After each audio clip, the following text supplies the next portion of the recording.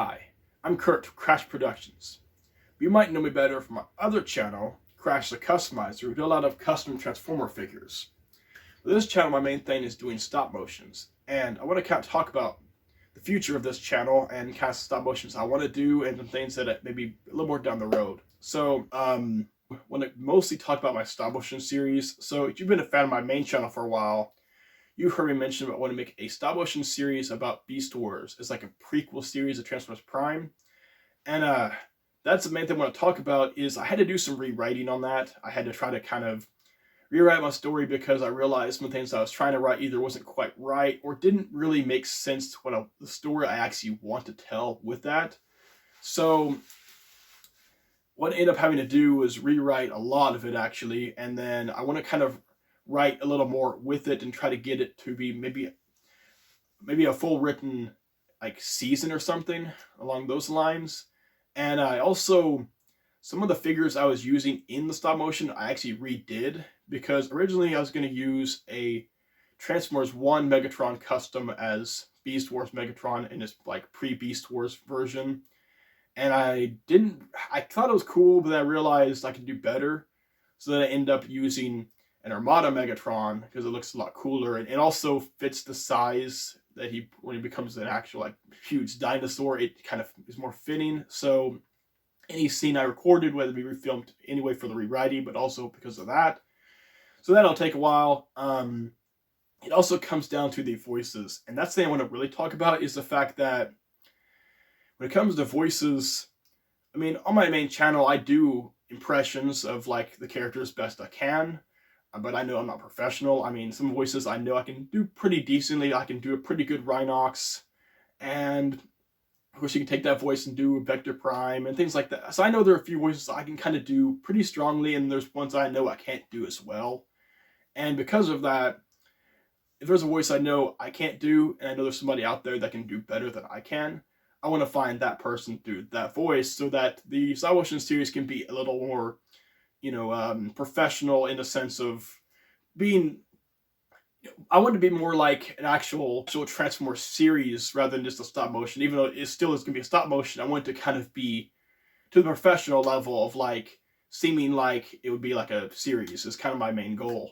And to do that, I need people that can do the voices. And that's where it gets complicated is I, of course, had to try to figure out some ways how you even hire people because there's not really any discussion on like any like YouTube videos on how to hire people to do voice acting for stop motion. It's just more like, here's how to make a stop motion. Well, I already know how to do that. That doesn't really help me. So I found possible ways of, I guess you can take a Instagram video and turn it into an audio file or something. I might try to look into that. But it's also the case of finding people because some people obviously want to do that as a profession. So they want, of course, paid to do it. And I do all these videos for fun. Like all the stop motion videos I do on this channel or the main channel, all the customs I do, I don't do these to get paid. Like I don't make money on any of my videos. I make money the same way most people do. I go to work with a regular job and then I come home and this is what I like doing. This is my hobby. And since I don't make money doing this, I don't really want to invest a bunch of money into it. I mean, as a collector, I mean, it's pretty much you had to spend money on the figures, and a lot of the figures, unfortunately, are getting a lot more expensive than I really want them to be. So, like, if I'm going to do this stop motion series, I don't want to invest tons of money into it because obviously I want, of course, to kind of handle my money well and not basically just spend all of it on stuff like this. I mean, this is a hobby, but I don't want it to be my life. So obviously, I don't want to put money into a stop motion. I just do this for fun. This is fun, not a job. So obviously for that, we require people that can do the voices for free, which is a lot harder to find. But then you might say, well, why don't you just use AI? AI can do that stuff. Well, yes, but here's my thinking on that. So first of all, AI is not obviously a real person, so it can't really get the emotion out of a character that you might want. Like, you may not be able to get to say a line the way you wanted to say it, or things like that. And then also, I'm not really a fan of AI for the fact that there's the potential they could take away the jobs of working voice actors, and I don't really want to participate in that because of that. So that's kind of another thing. Because, like, also just talking about back to the emotion part of it, voices like, obviously for Beast Wars Megatron, the voice actor David Kaye made that character what we know today because he made a choice to say yes in the correct way that pretty much made that iconic and actually made that a thing for that character. And a computer couldn't do that.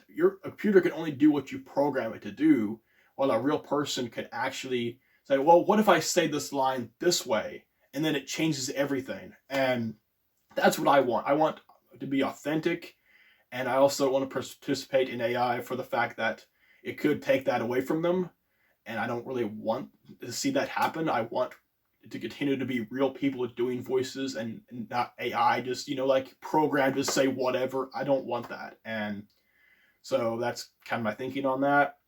So that, again, comes back to the case where it's going to require real people. So find people that can do it. So that's kind of where I'm at in the stop motion. It's kind of like, obviously, it's not impossible. It's just that it's going to be probably a while before it can be done. So I just kind of want to talk about that.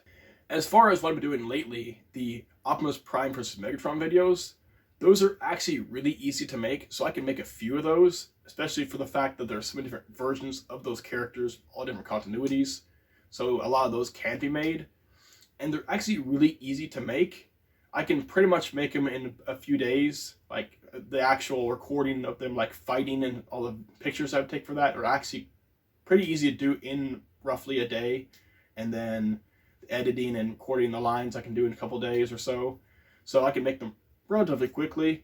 I do also have another cool idea. I want to do a stop motion maybe with the primes. I thought of a cool idea because Optimus Prime can tell the future with his lens. So what about like a really cool like fortune teller story, because he can maybe tell the primes their futures, because a lot of the primes have actually pretty bad futures. Like some of them, like Megatronus becoming the Fallen, and Megatronus actually killing Solus Prime, and all of the things not really actually good futures. So it'd be a cool like conflict story between the primes, and I have a really cool idea what I want to actually do with that.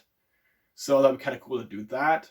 I do plan to definitely make some more of these short little stop motion videos.